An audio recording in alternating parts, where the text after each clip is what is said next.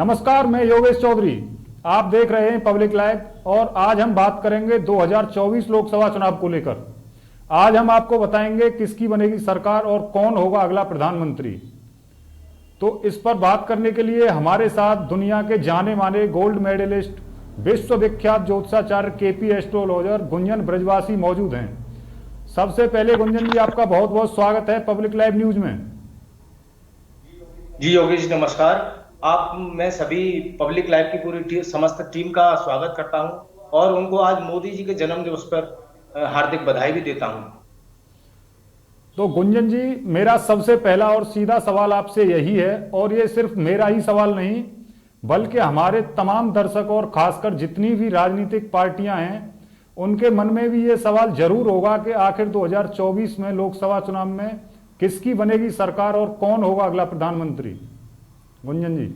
जी योगेश जी, जैसा कि आपने ये सवाल पूछा है, ये सवाल अपने आप में बहुत ही वाजिब है और लोग और राजनेता भी इस सवाल के जवाब को बड़ी बेसब्री से जानकारी चाह रहे होंगे, क्योंकि सब चाहते हैं इस देश दुनिया में अब फिर से एक बार प्रधानमंत्री के रूप में किसका चेहरा दिखेगा। जी गुंजन जी। तो मैं सबसे पहले आपको बता दूं कि आज 17 सितंबर 2023 है और आज माननीय प्रधानमंत्री मोदी जी का जन्म दिवस है। हम माननीय मोदी जी को तहे दिल से जन्म दिवस की हार्दिक शुभकामनाएं करते हैं और अभिनंदन करते हैं।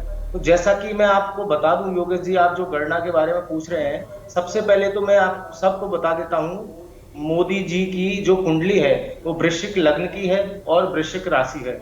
उसमें मंगल और चंद्र का एक ऐसा संयोग बना हुआ है जिसमें कि लग्नेश और नवेश साथ में एक राजयोग कारक भी है। और उनकी कुंडली में अगर देखा जाए तो मंगल की महादशा में गुरु की अंतर चल रही है और मंगल उनकी कुंडली में 2028 तक बना रहेगा। तो हम ये उनकी कुंडली भी बताती है कि माननीय प्रधानमंत्री नरेंद्र मोदी जी 2028 तक प्रधानमंत्री बने रहेंगे। और जैसा कि हमने एक अपने गणना के माध्यम से मैं आपको बता दूं, जो हमने गणना की है, जब हम किसी की कोई गणना करते हैं तो हमें किसी की कुंडली हो ना हो हमें फर्क नहीं पड़ता। हम अपने गुरुओं के सिखाए हुए विद्या से किसी भी प्रश्न को बड़े अच्छे से निकालते हैं और जब हम कोई प्रश्न निकालते हैं तो उसमें हम शासक ग्रहों का सहारा लेते हैं। जैसे कि शासक ग्रह, जब हमने 17 सितंबर 2023 की कुंडली बनाई, जब नरेंद्र मोदी जी का जन्म दिवस हुआ था, तब उस दिन भी रविवार था। और जब हमने आज 17 सितंबर 2023 को कुंडली बनाई और देखा तो उस दिन भी रविवार है और विश्वकर्मा पूजा का एक बहुत अच्छा संयोग भी बना हुआ है। तो ये गणना के माध्यम से मैं आपको बता दूं, ये एक ऐसे योग बने हुए हैं। और एक आपको खास विषय और खास एक बात बता देता हूं, इसमें एक योग और बना हुआ है जो कि बहुत ही अच्छा योग है, सर्वसिद्धि योग बना हुआ है, जो मोदी जी के सितारों के लिए बहुत अच्छा है।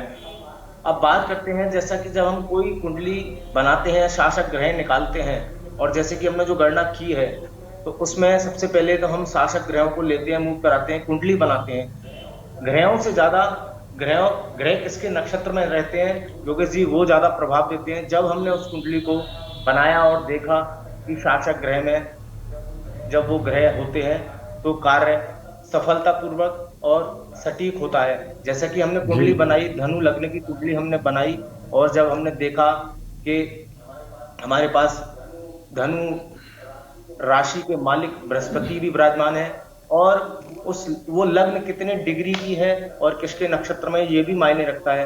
तो आज हमने उन शासक ग्रहों के माध्यम से जो कुंडली बनाई और जो प्रश्न निकाला है, ये प्रश्न हमने इसलिए निकाला कि आने वाले अब 2024 में क्या एक बार फिर से प्रधानमंत्री मोदी बनेंगे। तो जब हमने इस सवाल को निकाला और बहुत गहन से हमने जब अध्ययन किया तो हमने देखा शासक ग्रहों के माध्यम से, तो हमारे पास हमें जो शासक ग्रह मिले, जब हमने एक नंबर लेते हैं हॉररी का, जब हम एक नंबर लेते हैं और कोई भी गणना करते हैं तो वो सटीक ही जाती है। और हमने जब 143 नंबर की हॉररी कुंडली बनाई तो वो वीनस का नंबर था। और हमारे पास स्टार लॉर्ड में जब वीनस आता है, स्टार लॉर्ड से जब कोई ग्रह मैच करता है तो वो कार्य 100% सटीक होता है और वो भविष्यवाणियां ठीक भी होती हैं। अब हमने देखा कि मंगल जैसा कि देखा नरेंद्र मोदी जी की कुंडली में मंगल की महादशा ही चल रही है। जब हमने ये कुंडली बनाई तो भी चंद्रमा कन्या राशि में मंगल के नक्षत्र में थे। तो ग्रहों से ज्यादा नक्षत्र प्रभाव देते हैं और मंगल की दशा और मंगल 10वें भाव में विराजमान है। तो ये कुंडली कहती है कि इस बार 2024 में भी नरेंद्र मोदी जी फिर से एक बार सफल प्रधानमंत्री बनेंगे और एक बार जनता के सामने फिर से प्रधानमंत्री के रूप में देखे जाएंगे योगी जी। तो गुंजन जी, आपसे मेरा एक सवाल और है। जैसे कि आपने 2 बार योगी जी के लिए भी गणना की है और अरविंद केजरीवाल के लिए भी गणना की है और मथुरा में जो सांसद हैं उनके लिए भी गणना की है, तो आप उसके बारे में भी कुछ कहना चाहेंगे?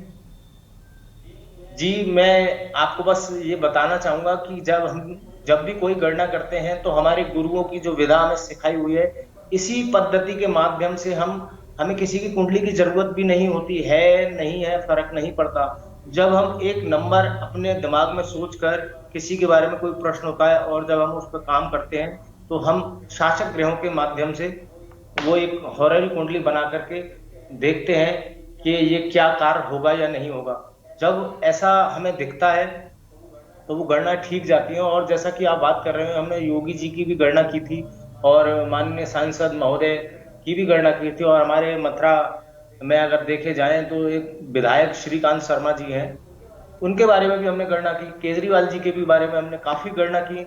और जब भी चुनाव आते हैं तो हम अपने हिसाब से उन गणनाओं को करके रख लेते हैं अपने पास, और जैसा हमें लगता है फिर हम उसको अपने सोशल मीडिया प्लेटफॉर्म के माध्यम से भी उसको डालने का प्रयास करते हैं ताकि वो लोगों तक पहुंचे और लोगों को ज्यादा से ज्यादा ज्योतिष विधा का लाभ मिल सके।